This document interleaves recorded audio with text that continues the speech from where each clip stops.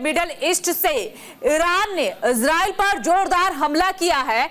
Iran ने Israel पर दागी है 181 मिसाइलें। ऐसे में इजरायली पीएम नेतन्याहू ने ईरान को चेतावनी दी है। ईरान को हमले की कीमत चुकानी पड़ेगी। नेतन्याहू की तरफ से चेतावनी दे दी गई है और कहा है कि ईरान ने जो हमला किया है उसकी कीमत तो दुश्मन को चुकानी ही पड़ेगी। नेतन्याहू की तरफ से ये बड़ा बयान सामने आया है।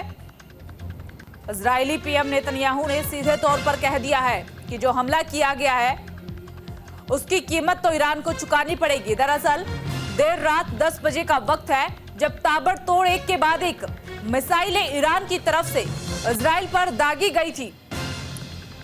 ऐसे में इजराइल ने इंतजाम जो है वो कर दिए गए थे। नागरिकों को डोम्स में शिफ्ट करने के लिए कह दिया गया था कि सुरक्षा के मद्देनजर आप सभी डोम्स में शिफ्ट हो जाइए, सुरक्षित स्थानों पर आप जाइए। तो कई जो इंतजाम है वो तो इजराइल ने किए ही। हालांकि अमेरिका की भी इस महायुद्ध में एंट्री हो चुकी है। देखिए, आपने देखा होगा इजराइल ने हमास पर किस तरीके से हमला किया था। उसके बाद जब नसरुल्लाह की जान गई थी तो ये कयास पहले से ही लगाए जा रहे थे कि हिजबुल्लाह चीफ के जान जाने के बाद जहां इजराइल की तरफ से बयान सामने आया कि आतंक खत्म हो चुका है, दुनिया में जो नसरुल्लाह नाम का एक डर था वो डर अब खत्म हो चुका है। इसी बीच कयास ये भी लगाए जा रहे थे कि ईरान की तरफ से हमला किया जा सकता है और न केवल कयास बल्कि अमेरिका की तरफ से चेतावनी जो है वो भी दे दी गई थी। साफ तौर पर अमेरिका ने जिक्र किया था कि आपको अलर्ट रहना होगा, हमला किया जा सकता है और ठीक वैसा ही हुआ। अमेरिका की चेतावनी के बाद भी ईरान ने इजराइल पर देर रात हमला कर दिया। इजराइल पर हमले के बाद अब इजरायली पीएम का बयान सामने आया है। न केवल इजराइल पीएम बल्कि तमाम तरह की प्रतिक्रियाएं जो है वो लगातार सामने आ रही है। लेकिन अब इस महायुद्ध में अमेरिका भी सीधे तौर पर कूद चुका है, ये भी कहा जा रहा है, माना जा रहा है। देखिए, अमेरिका साफ कह चुका है कि अगर इजराइल पर हमला होगा, इजराइल को जरूरत पड़ेगी, ईरान की तरफ से हमला किया जाएगा तो अमेरिका डट करके इजराइल के साथ खड़ा रहेगा, कंधे से कंधा मिलाकर। और ये दुनिया जानती है इजराइल और अमेरिका के रिश्ते।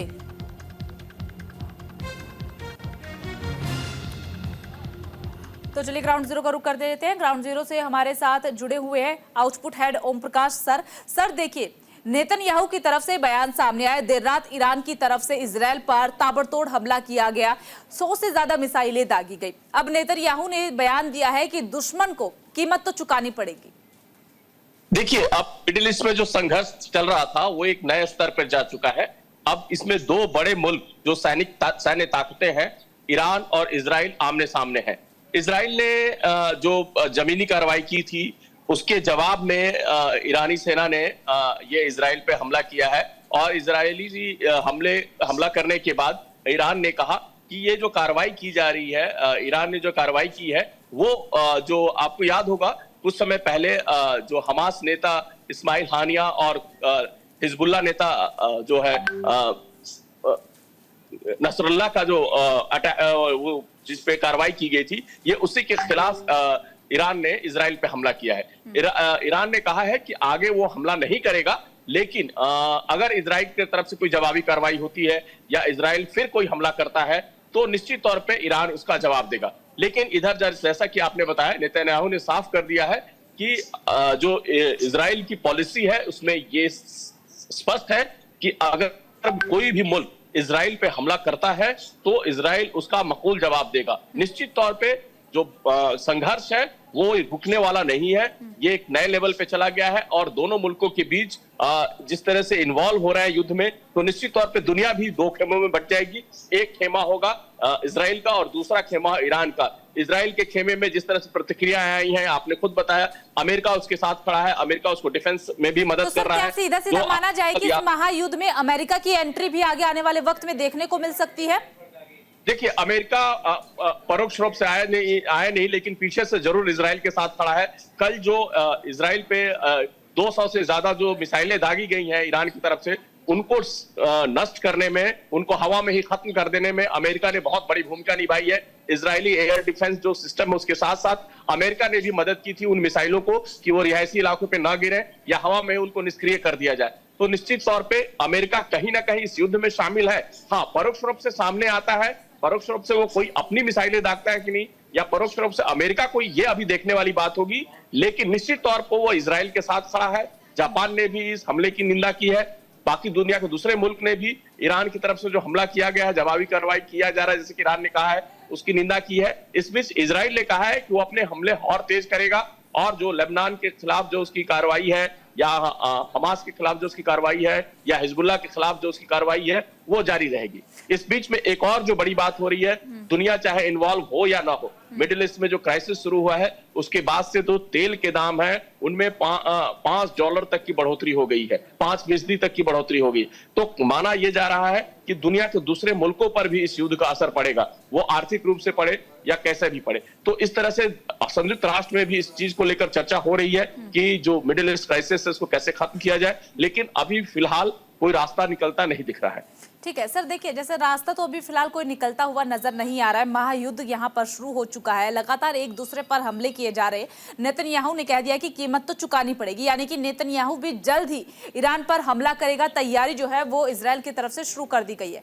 लेकिन अगर इजराइल की तरफ से हमला किया जाता है तो उधर ईरान भी चुप नहीं बैठेगा, ईरान भी हमला करेगा। और आप जिक्र कर रहे हैं कि इसका असर जो है वो दुनिया पर देखने को मिलेगा, तो सीधे तौर पर भारत की अर्थव्यवस्था पर भी इसका असर पड़ेगा।